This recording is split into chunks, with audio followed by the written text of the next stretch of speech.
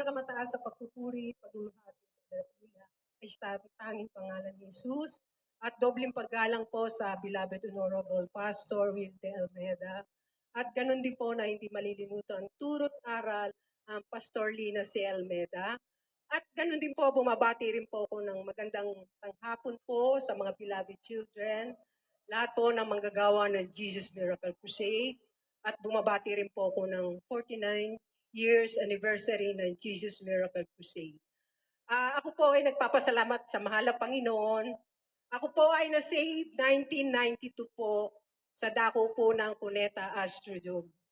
Ako po ay may taglay na karamdaman na sakit sa puso, goiter, ulcer, at nervous breakdown. Ako po ay talagang every week po, lagi po ako nasa ospital kasi po lagi po ako nagpapacheck up. Ang aking kinikita po ng beloved husband ko, napupunta lang po sa ospital. Ako po ay may 6 na anak. May 2 po akong anak na sakitin din po. Hika, tubo. Every week din po yan may sakit. Alam niyo po, dati po kami dumadalo sa dako ng Trinitarian. 2 hours lang po yung gawain doon. Pero po, alam niyo po, ang aking mga magulang ay umaattend po sa gawain na ito. Hindi po ako sumasama sa kanila kasi po, sabi ko, ang tagal-tagal ng gawain dito. Pero po, dun sa gawain namin is 2 hours lang. Alam mo po, pero nararamdaman ko po na every week nandun po kami sa doktor. Pero sinisharan po kami ng mga magulang ko na sabi niya, dumalo ko na lang sa gawain ng Jesus Miracle Crusade. Alam niyo po, hindi po ako ang tagal ko pong inisip yan. Kasi po, sa sobrang kabisihan ko rin po, basta kumita po ang aking beloved husband, pupunta kami sa ospital. Alam niyo po, dumating isang araw, ang aking beloved son, nagkaroon po siya ng sakit na kidney failure. Hindi ko po alam kung saan kami kukuha ng pampagamot niya. Pero alam niyo po, sabi ko nga po na dalay na lang po siya sa dako ng PGH. Hindi ko po kasi ito iniintindi. Tapos po, nung dinala po namin siya sa PGH, sabi po ng doktor, kailangan daw pong operahan ng aking beloved son. Pero ang laki pong halaga ang hinihingi doon. Wala, nung time na yun, wala na po kaming pera. Hindi ko po alam kung saan kami kukuha ng pera. Sabi ko sa beloved mother ko, Nay, tulungan mo ko para mapagamot ang apo mo. Pero ang sagot sa akin ng beloved mother ko, dalhin na lang natin sa Jesus Miracle Crusade ang anak mo. Alam mo po, hindi po ako nagdalawang isip. Talagang no choice na po, walang pera. Pero na-check up na po siya sa dako ng PGH na kailangan ihanda na po namin ng pera. Nagkataon po, wala akong mahiraman kahit po kamag-anak, nahiya po akong manghiram. Alam niyo po, sa sobrang talagang pikit mata na lang po ako, sabi ko sa beloved husband ko, pumunta na lang tayo sa gawain ng Jesus Miracle Crusade. Hindi po kami sumama sa mga mother ko kasi papunta po sila rito. Alam niyo po, sikreto kami pumunta ng Jesus Miracle Crusade sa dako ng Cuneta. Alam niyo po, nabigla ang aking mother na nandun na po kami buong pamilya. Alam niyo po, naiyak po ang aking beloved mother. Sabi niya, salamat, nakarating ka rito. Alam mo po, pagpasok ko po sa dako ng Cuneta Astrodome, talaga iba po yung espiritu ng Diyos doon. Amen. Hallelujah. Grabe po ang himala. Naririnig ko po yung mga patotoo nila. Napatotoo nila talagang totoo. Himala talaga na sabi, ang lahat ng karamdaman pinapagaling. Alam niyo po, ako po ay nanampalata sa manaman. Sabi ko, mahal na Panginoon, naririnig ko sila. Sabi ko, bakit kami?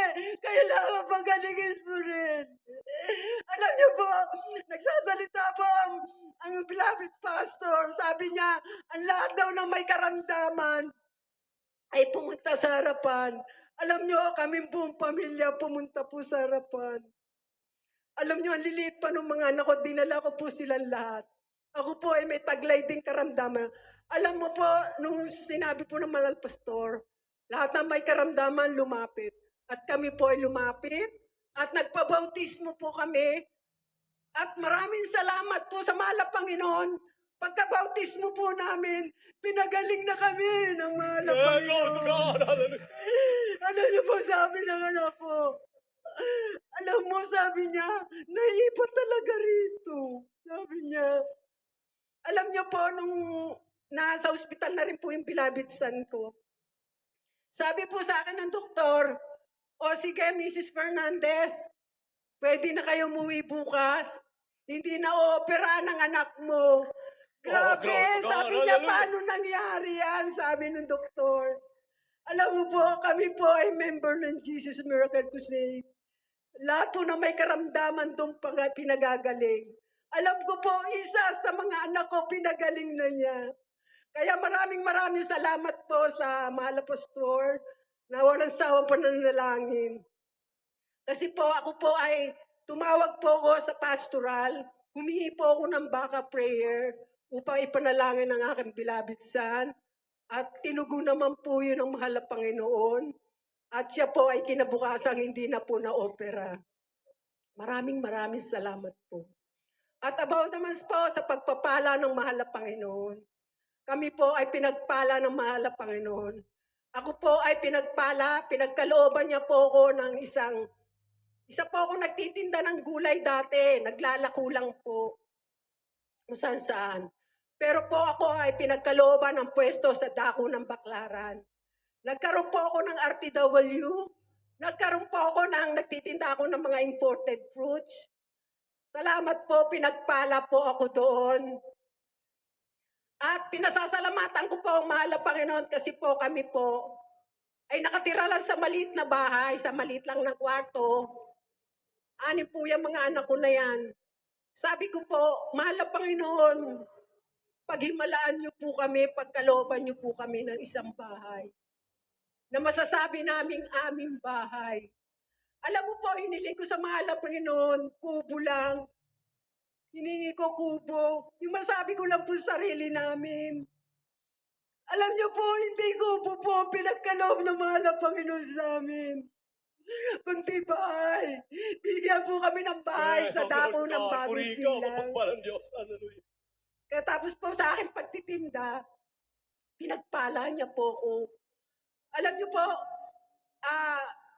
sabi ko, yung aking RTW, hindi po ako ang nagmamanage, kundi po yung tindera ko. Grabe po ang himala ng mahal na Panginoon sa pagpapala ibinigay niya sa amin. Pag pala totoo, liglig umaapaw. Pag binigay po pa talaga ng mahal na Panginoon ang pagpapala, hindi mo alam kung paano mo hawakan. Alam niyo po, ako po ay merong RTW. Hindi ko po yan na-assist, kundi binigay ko po yan sa tindera ko. Kasi po na-focus po ako sa pagtitinda ng prutas.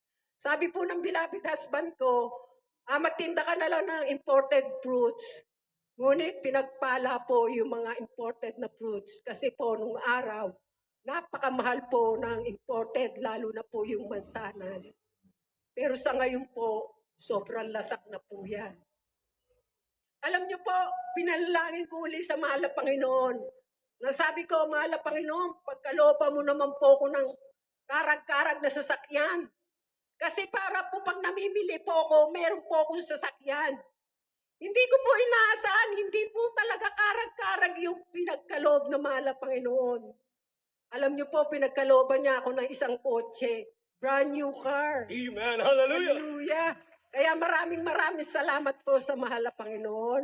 At nagpapasalamat po ako sa mahal na Panginoon dahil yung 6 ko pong anak, nakatapos po yan ang pag-aaral lahat.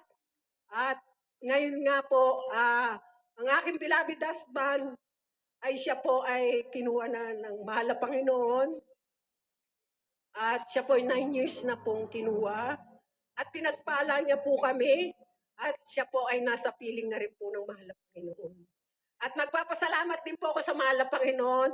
Kasi po ang biyaya ng mahal na Panginoon, talagang grabe, buhos pagpapala. Hindi lang kami binigyan ng isang sasakyan.